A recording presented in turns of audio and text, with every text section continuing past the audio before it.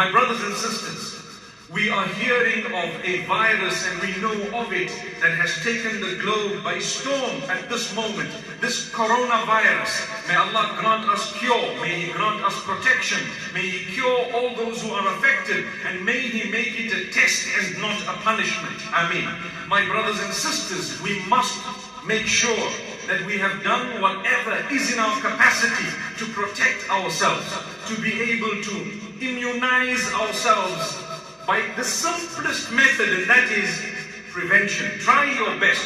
Make sure your surroundings are clean. Make sure what you touch is clean. Your hands are clean. Make sure you are in a clean environment. If need be, perhaps in certain countries, they would put on a mask in order to ensure that the air is somewhat filtered. However, my brothers and sisters, whenever we are failing in health, we always seem to visit the doctor, and we should and we must. And it's a duty to visit the doctor, to find out what's wrong with you. There will be diagnosis, there will be so many perhaps tests that the doctor might send you for. And you know what? People are always anxious as they await results, especially when they are not doing well at all. Very anxious. Do not remove Allah from that equation, my brothers and sisters. Remember, the doctors are there to help indeed, and we pray for them. But at the same time, if it's not for the help of Allah, Allah may decide not to show them exactly what's wrong with you. And yet, the favor of Allah is that the diagnosis would be correct and the medication would also be correct. So we can never remove Allah subhanahu wa ta'ala from the equation. Always make a dua to Allah. Ibrahim alayhi salam, when he declared his faith in Allah subhanahu wa ta'ala, he clearly said, وَإِذَا مَرِضْتُ فَهُوَ يَشْفِينِ. Whenever I get sick, it is He, Allah alone, who grants me cure. That does not mean you should just sit back and say, well, I'm sick, Allah will give me cure, and you don't do anything about it.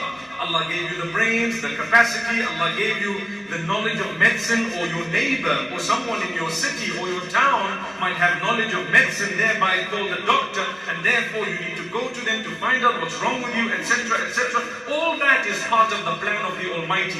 You cannot just sit back and say, don't worry, it's the decree of Allah. If I'm meant to be cured, I will be cured. Well, probably it was meant that you were supposed to die, so you would die out of your foolishness. May Allah subhanahu wa ta'ala protect us.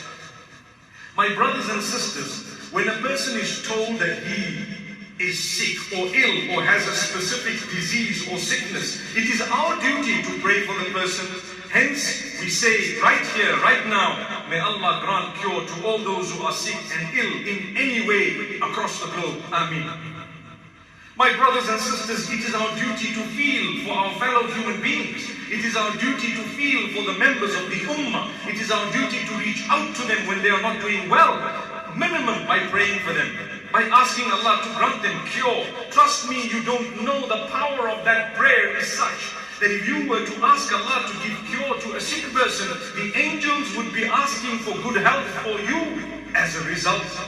You didn't lose anything. You might be healthy right now simply because you prayed for someone who was sick and ill, and the angel said, oh Allah, give this person similar good health. Wow, isn't it a bonus? So think about it, my brothers and sisters. You would never lose anything by praying for others. May Allah subhanahu wa ta'ala grant us all good health. Once again, those who are sick and ill in any way whatsoever,